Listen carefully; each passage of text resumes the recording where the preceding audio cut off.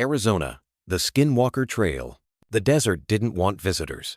That was the first thing Thomas noticed as he drove past Tuba City into the empty expanse of northeastern Arizona. The world felt stripped to its bones here, a place where every rock and grain of sand had been left to bake for centuries under an unforgiving sun. Wind swept across the flat stretches, lifting ribbons of red dust that twisted in the air like spirits trying to form. The horizon seemed impossibly far away, the sky burning orange at the edges, while distant mesas and spires took on the shapes of giant watching faces. It wasn't just heat that pressed down on him. It was something else. A weight, subtle but insistent, like an unseen hand on his shoulder urging him to turn back.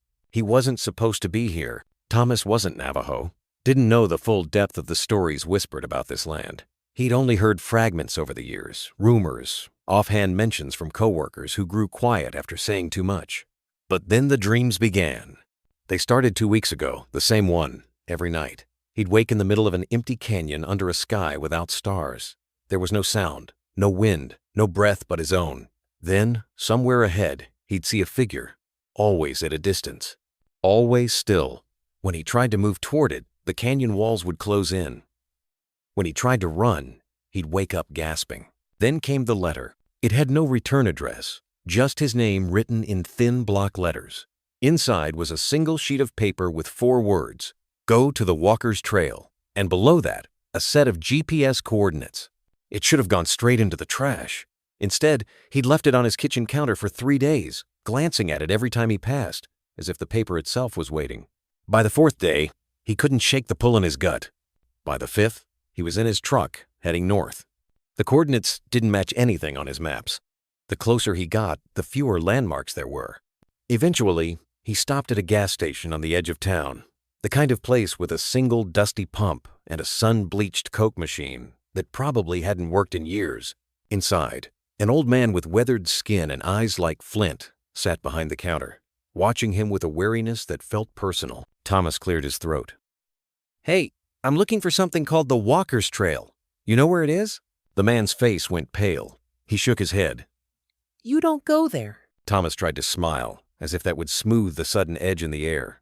"Just trying to do a little hiking." "That's not a place for hiking," the old man said flatly.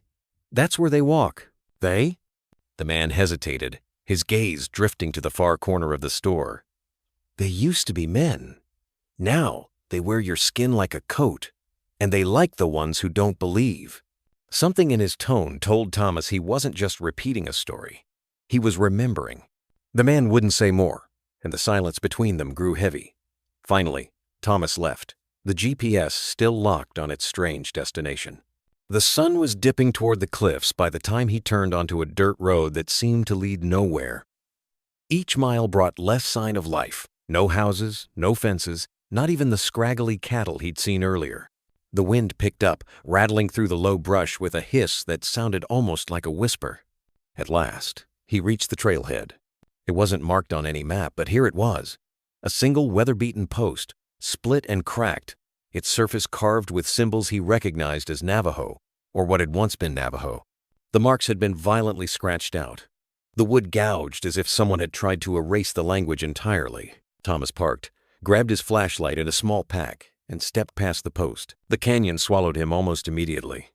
Sheer red walls rose on either side, the stone radiating heat that felt alive against his skin. The air smelled faintly of scorched fur and something older, something dry and sour like dust sifted from the bones of a long-dead animal.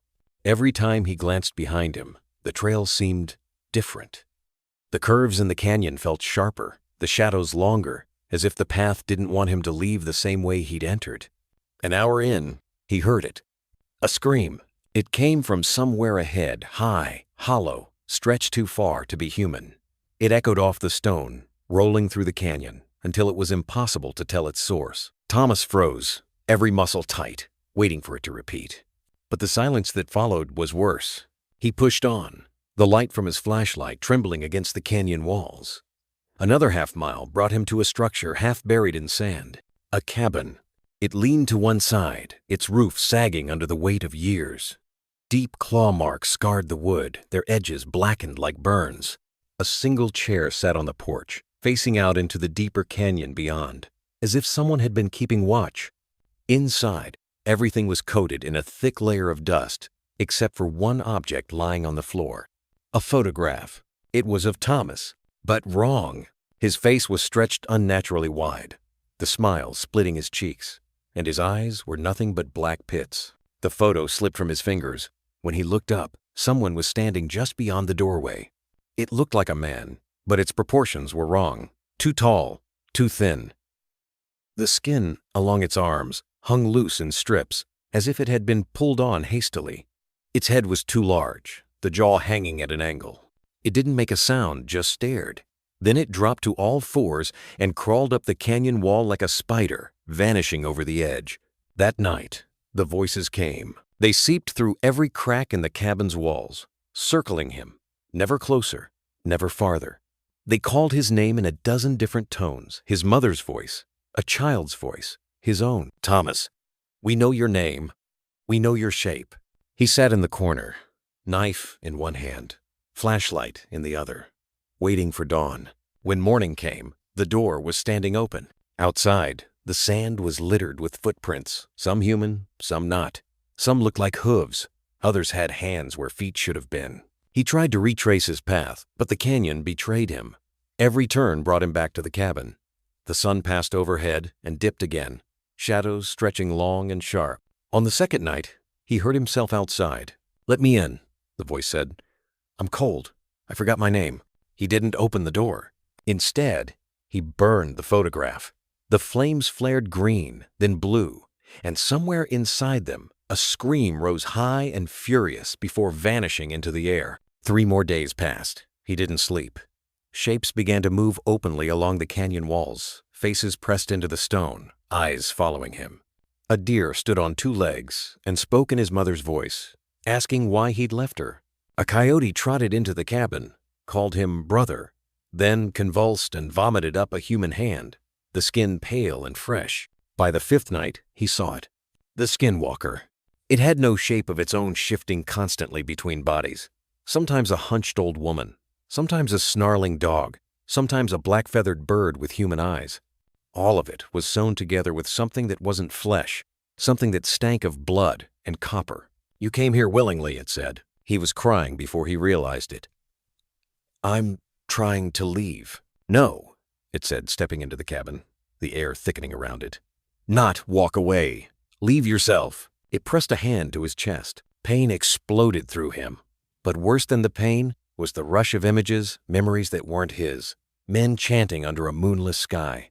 Skin peeled from living bodies, bones ground to powder. Screams of those who had walked the trail and never returned. Something in him loosened, and then it was gone. His soul spilling from his body like water through open fingers. When he woke, he was standing outside, staring at a slab of black stone polished into a mirror. His reflection smiled back, but it wasn't him. It wore his face, waved, turned, walked toward the canyon's mouth. He screamed, but the sound was swallowed by the stone. Now he walks the trail, unseen, watching others who come. Sometimes they survive. Most don't. And when the moon is right and the canyon opens wide, he feels it again, that thing crawling inside his old skin, living his life, smiling with his teeth. And it never stops smiling. Like and subscribe.